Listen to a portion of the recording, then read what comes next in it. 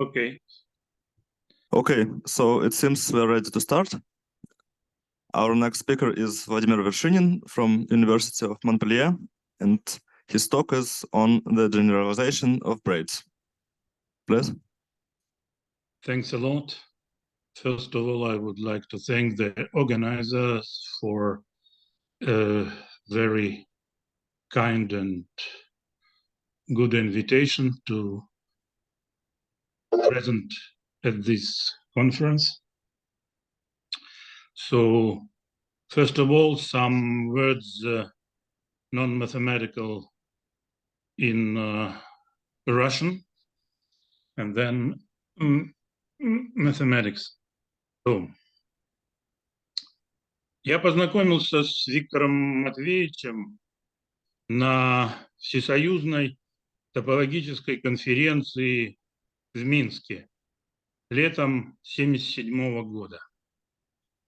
И сейчас 23-й год, так что так получается, что примерно одинаковые отрезки времени по 22,5 года в 20 веке и 22,5 в 21. Значит, на Минской конференции я рассказывал фактически первую свою работу, первые вычисления в спектральной последовательности Адамса-Новикова. Это была какая-то там секция, подсекция в маленькой комнатке Минского университета. 5 человек слушателей. Виктор Матвеевич с Юликом сидели в первом ряду, и по лицам у них было такое выражение: откуда, мол, и что это за географические новости. Вот, так что Виктор Матвеевич присутствовал при и одобрил, надеюсь, мое вхождение в профессию. И, так сказать, вся моя математическая деятельность вот у него перед глазами. То есть сейчас, тогда я был аспирант, сейчас я пенсионер, так что вот из этого можно и... Да, ну, формальности были там, Виктор Матвеевич был оппонентом на диссертации, ну, это обычные дела. Так что из этого, из всего можно заключить, что Виктор Матвеевич для меня значит, и, соответственно, все мои пожелания ему. Okay, so let us turn to mathematics, and I think there will be no interruption, because from time to time on the computer says that the connection is unsecure, and it try to stop this connection. I'm sorry for that. So braids can be considered from various points of view. Of course, the simplest one is that the collections of n curves in three-dimensional Euclidean space, so like this, and the braid itself, so this is called geometrical braid, and braid itself as mathematical object is isotopy class of such curves if we fix the points on the planes.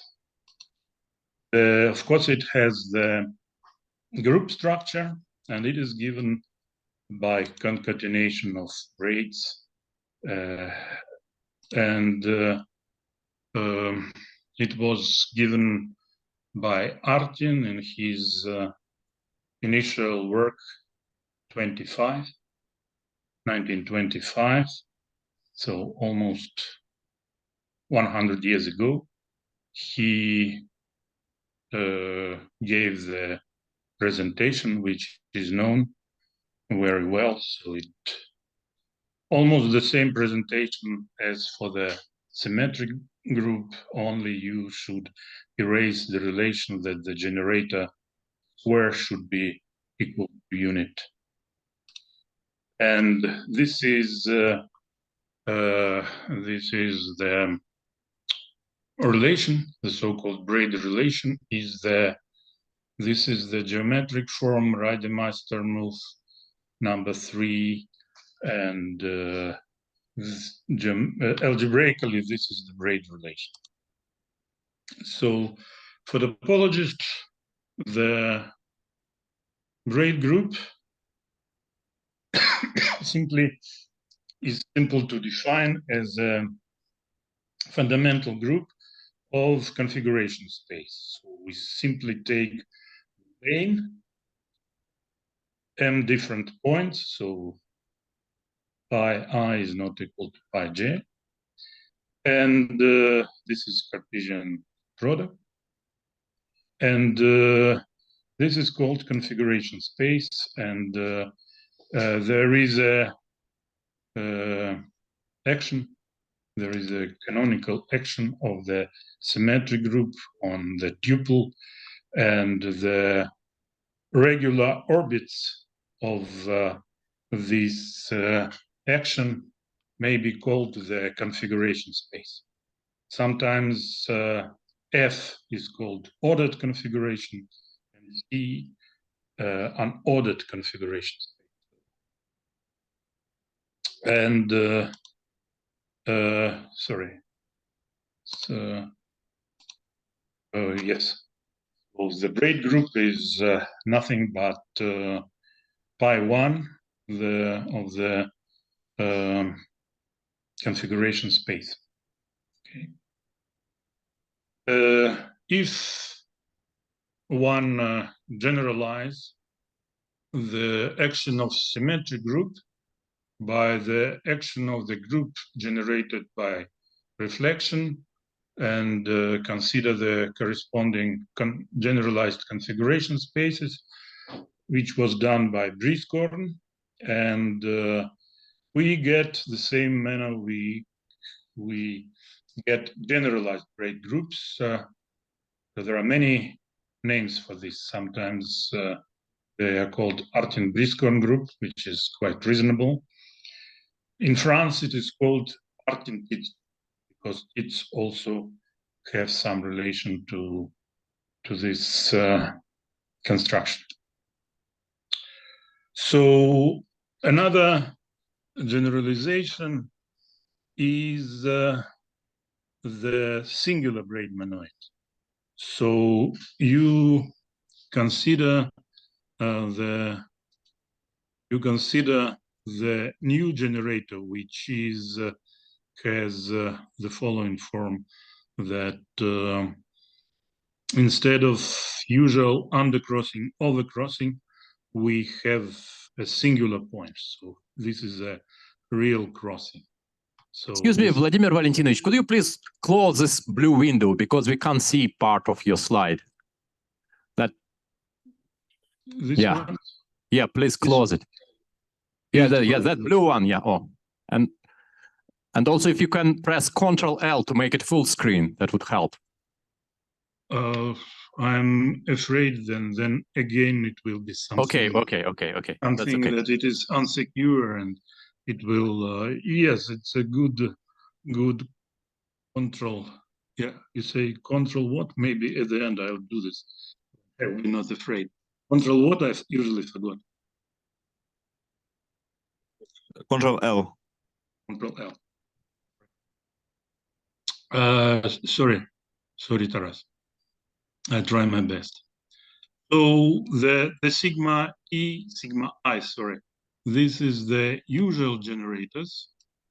And so this is the Artin generators with the overcrossing, undercrossing. So this is a sigma 1, sigma 2, sigma 1, sigma 2, sigma 1, sigma 2. So this is the sigma generators.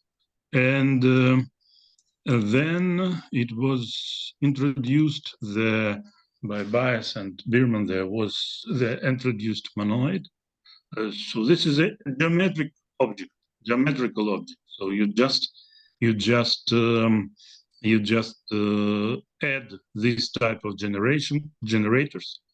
So it may be related to, there is a corresponding relation, the Markov theorem, and there will be relations to graphs, but graphs with only intersections. So there may be relation with what Andrei was talking yesterday. Okay, so this is what's important. This is the geometry. This is isotopy of this singular object, and we have these relations. This is a monoid. So if you to understand that this is not a group, you see that this object cannot be transformed to n parallel lines. If you say such graph with vertex, you cannot add by concatenation nothing in order to understand trivial braids. So this is monoid, no inverses. So the relations, this is a relation of monoids. So I need to add this relation that the sigmas, they are invertible and x's are not invertible. Okay. This is the algebra which reflects the topology of these curves. Okay, so one of the aspects to study braids is to understand the number of elements of the given length. So here, length is quite simple to define. If you look at the relations, for example, for monoid, then you see that they do not spoil the length. So it's length here, not just a minimum, but just real length of the word. So let BW is the Coxeter group, and B corresponds to the braid group on n generalized strands, or the corresponding Cartesian product of configuration space, and plus means that we are considering only positive elements of this monoid. This is quite usual in the braid group, that positive monoid plays essential role. Okay, so and it is reasonable to understand the asymptotic of the number of elements of length k, and to understand the corresponding generating function. Okay. And Deligne proved that for Artin-Brieskorn monoid, this function always is a rational function. And independently, Shu in the end of 90s proved that for the classical positive braid monoid, this function, so I see, sorry, maybe just for positive braid monoid, only the classical Artin relation. So Deligne proved that this is always a rational function, and Shu also calculated this function that for B3. So he also proved that for any n it is rational. So in some sense he reproved it was done independently, maybe the same year. for B3, he calculated directly that the generating function has the following beautiful form. So what does it mean? It means that any element of AK in the generating function, the number of elements, say the number of elements in the positive braid monoid of length number of elements of length k in the positive braid monoid is given by Fibonacci numbers. So if you look at this, you see that this is the equation for the golden section, and this is where this -1 is responsible. So the behavior of the AK is the same as the behavior of Fibonacci numbers. So asymptotic is given by the golden ratio. So this is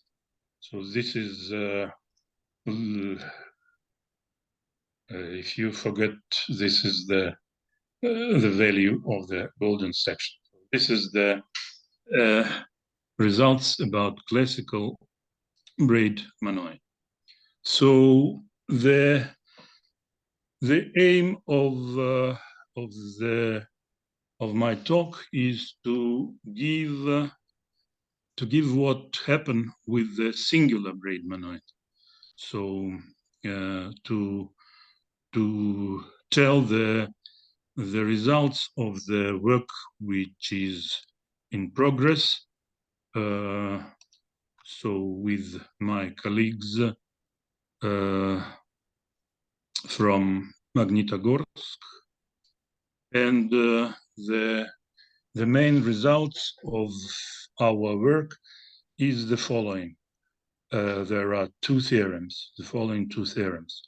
The generating function for the positive singular braid monoid is rational, and the generating function for the monoid of three strands, positive monoids of three strands, is given by the following function. So you see, so this part is of course the same as for the braid, classical braid monoid, and here you see there is of course it should be the difference in the rational function. So I remember that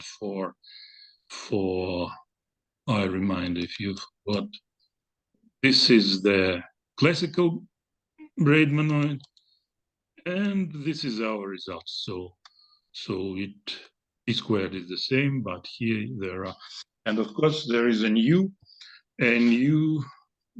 element. This is p cubed. So of course, if you have such a formula for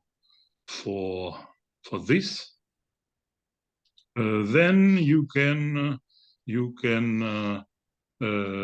define the recurrence sequences for the elements in the singular braid monoid of three strands. So instead of beautiful Fibonacci relation, we can do the following recursive sequences. Of course, you took b0 equal to 1. Then you can use this formula or either this one. So you put the negative values of n. Here, for example, we have even n-4. Here only n-3, but you can easily start with b1, b2, and you click the negative as equal to 0. So these are the analogs of the growth of for the number of elements length n. Okay, so we use here what is called greedy normal form, which was defined by several places, several mathematicians in Russia. It was done by Adyan. So it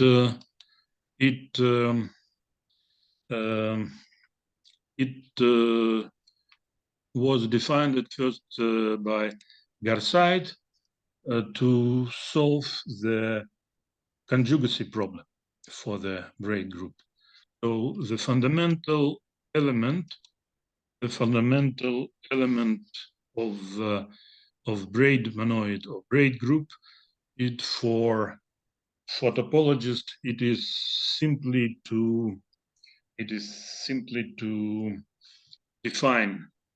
That's why I don't make, maybe that don't give the picture, but it is very simple. You take a frame with n strands. So you take n strands, and you rotate for example, upper plane with 180 degrees. So if you rotate 360, then you will have the generator of the center of the braid group. So this is the square root of the center.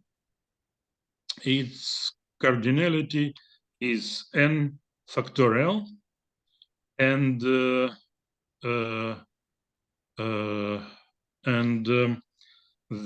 essential role plays says the divisors of these fundamental words. So in Thurston language, this is divisors of delta, and in the language of Adyan, he called this the fragments of delta. So what is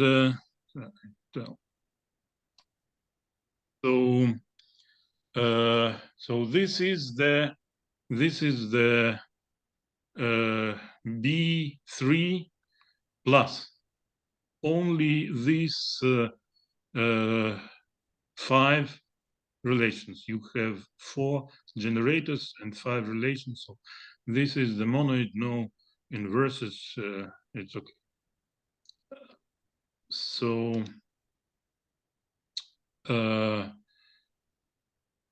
so M, this is for simplicity, B, S, B, N plus. So this is we make some technical definition of the elements which has the right divisor given by this G is, this is the fragments in Adyan terminology. So then the generating function, of course, is the sum, because all of them, they are different. Okay, so here we need to define, because this is the greedy form. So how to explain that? Excuse me, maybe I don't know. I forgot.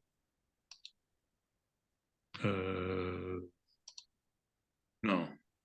So greedy form is the following: that you take any element, any word in the positive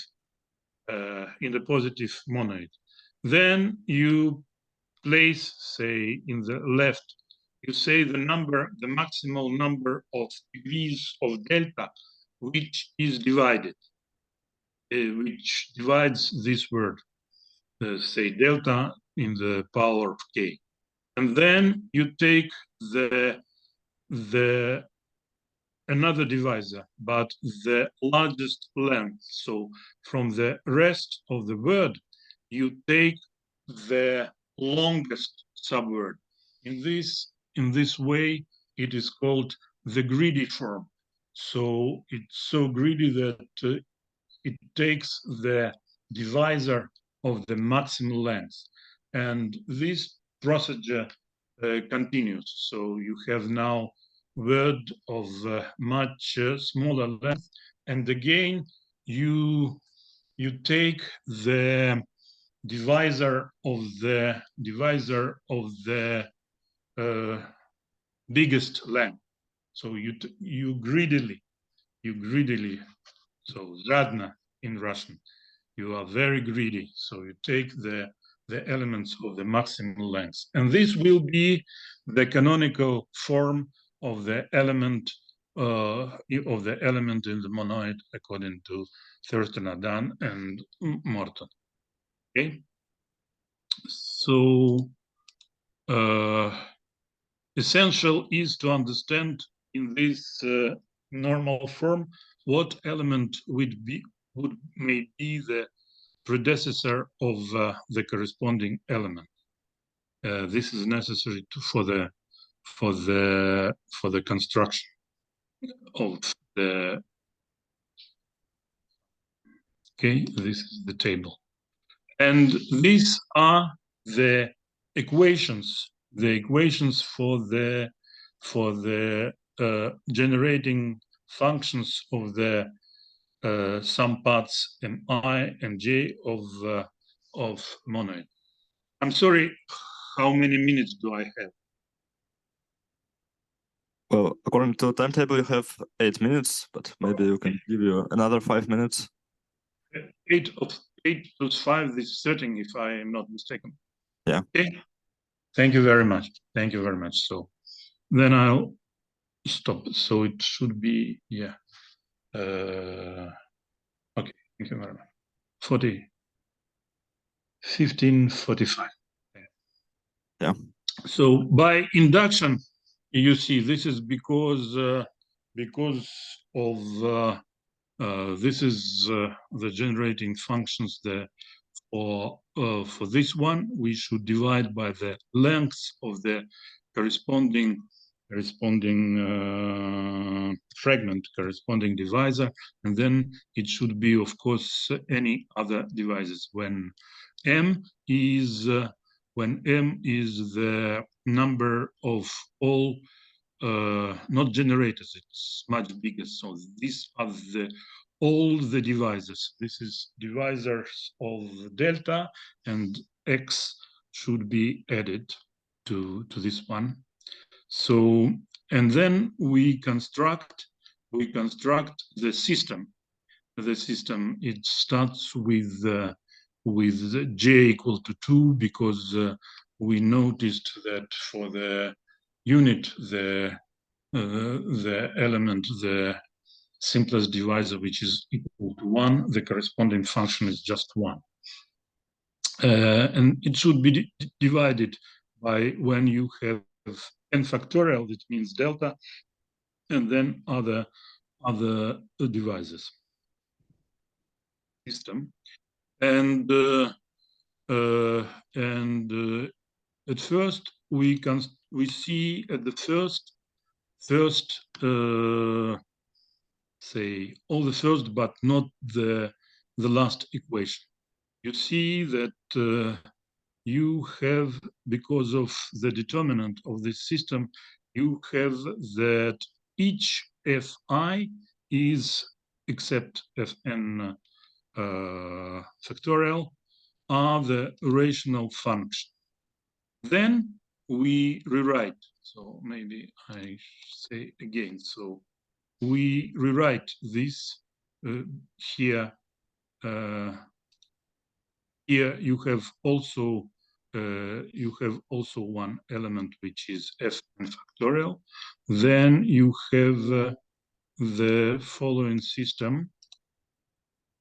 Finally, that fn factorial is equal to these rational functions. Before, because of determinant, we determined that they are rational. And finally, fn factorial is also is also rational. And then, as we noticed,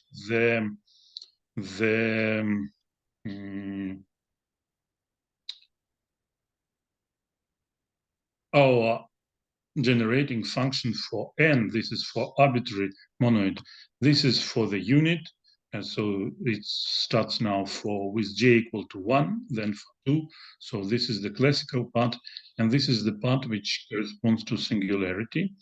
And this is, of course, because of the recurrence, and we proved, so the first theorem is proved that the generating function is rational.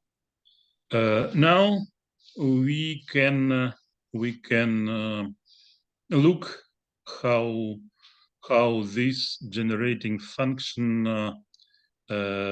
should be for B3 plus, SB3 plus. So we have 8. Why 8? Because 3 factorial 6, and x1 plus x2, we have 8 functions to be determined. We have the system will be rewritten. So this is the simple form of this system when n is equal to 3. Then we use some fact of the braid group, and actually the singular braid the same, that if you look at the relations, then there is an evident automorphism.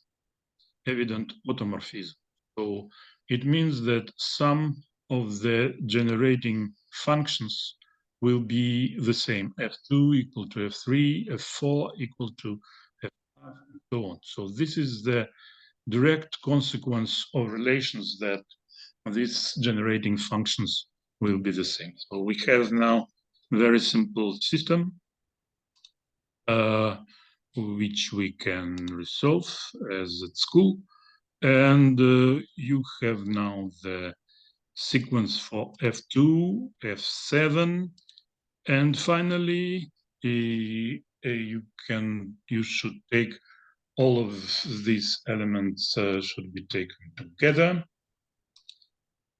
And right now we get the formula. So from this elementary calculation, what is called algebra, we get this formula. So the theorem, the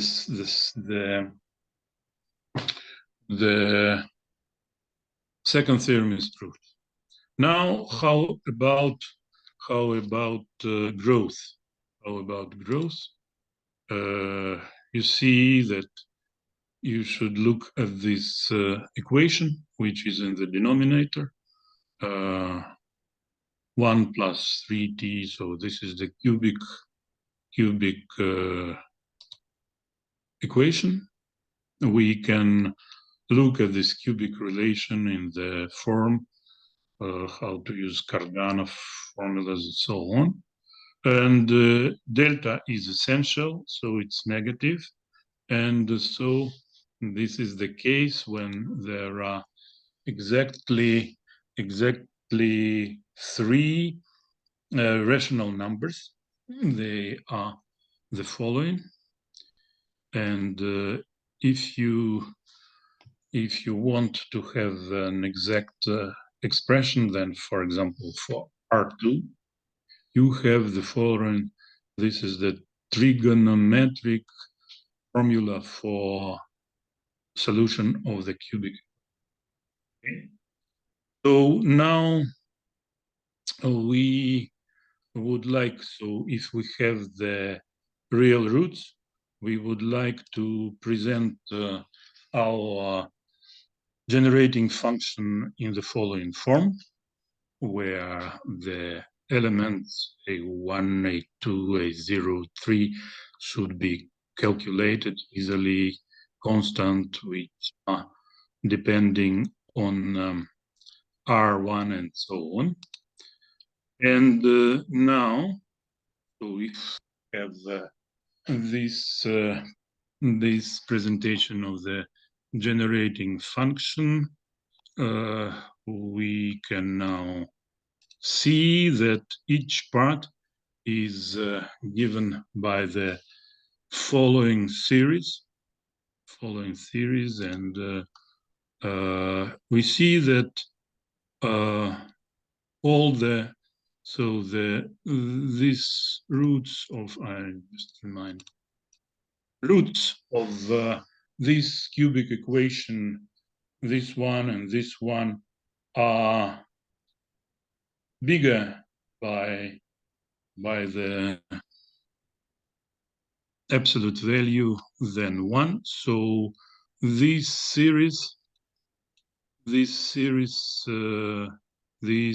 and this, they are not essential because they have the following form, minus and value which is minus in the degree negative values which are 1. So the only essential is the series with the second root, which is so the essentials. And if you see in the growth of this generating function is given by the inverse number of the second root. So we see, and this number, if you can look at that, approximately R2 minus 1 is equal to 3.11. So if you remind the golden ratio, which is 1.6, you see that the growth that we obtained is almost 2 times bigger than the classical one. So now, if you look for the expression that I wrote, sorry again. I'm very sorry. Voila. So if you look now for the if you want to compare the classical monoid and the classical result about Fibonacci, so then you see that there are, in classical case, there are 2 generators, and you have 1 and you have 1.6. Here we add x1 and x2. Of course, they are interrelated with the previous ones, and so the result seems quite reasonable. So if we double the generators, we have the growth rates 2 times bigger than in the classical case. So thank you very much. That's all. So good conference, good fun for all of you, and especially to Viktor Matveevich.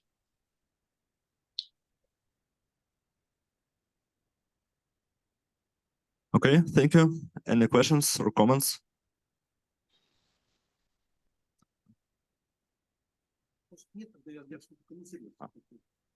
Okay. Okay, so a quick comment from Viktor Matveevich. Дорогой Володя, ты меня слышишь? Да. Во-первых, я рад тебя видеть. Спасибо за доклад. И ты начал с исторического вступления, но вот теперь я открою тайну, которую я тебе никогда не говорил, что мы заведомо с тобой встретились в интервале, вот заведомо не в 1972 году, но в 1972 году я как раз услышал доклад твоего руководителя Ивановского о члене Е2 спектральной последовательности Адамса для СП. Вот. И вот ты упомянул нашу конференцию в Минске 1977 года.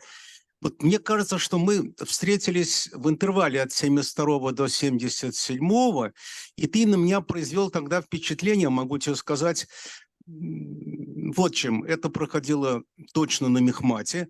В аудитории было намного больше народа. Ты делал доклад и обратил мое внимание вот на что у тебя был тогда совершенно английский язык, в отличие от нашего. Я там смотрел там на Нойку, на других. У нас, как говорится, английский был бедный, а ты так свободно делал доклад на английском. И, признаюсь, именно этим ты обратил мое внимание. Но потом, конечно, я уже стал интересоваться твоими научными результатами. Это вот такое историческое отступление. Может быть, ты помнишь, была ли какая-то конференция в Может быть, но я Вот вот я могу... я хорошо запомнил Минск. Ну, конечно, я делал доклады, но я думаю, все-таки попозже, чем 77-й Минск. Но может быть и до. То есть, вот, ну, Минск я, как сейчас, помню, как вы сидите с Юликом на первом ряду, и у вас такое удивление на лицах, типа, кто разрешил?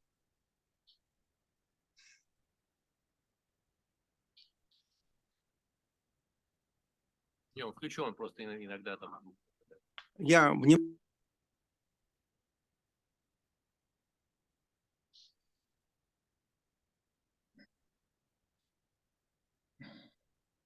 N-значные группы, которым я давно занимаюсь. Но вот сейчас, наконец, пошли результаты о росте. Это вот связано вот с нашей работой с Александром Петровичем Веселовым, вот, об интервьюируемых динамиках дискретного времени. Сейчас удается считать функции роста вот разных вот таких n-значных динамик. В частности, вот там недавно один мой ученик нашел красивую динамику, где как раз рост был чисел Фибоначчи. Вот. А это связано, наверное, и с тем, что ты делаешь, потому что в случае кассет-групп достаточно рассмотреть группу, вот как у тебя, например, но с автоморфизмами. Тогда ты, когда переходишь к n-значным группам, у тебя число образующих, как ты понимаешь, уменьшается, и возникает красивая формула насчет функции роста. Вот. Так что я вот посмотрю вот на то, что у тебя получается, и, может быть, это сопоставлю вот с нашими результатами функции роста в n-значных группах. Так что вот еще раз спасибо за твой доклад. Что? Спасибо большое. Вот. Спасибо, Володь. Всего хорошего. Okay, so let's thank the speaker again.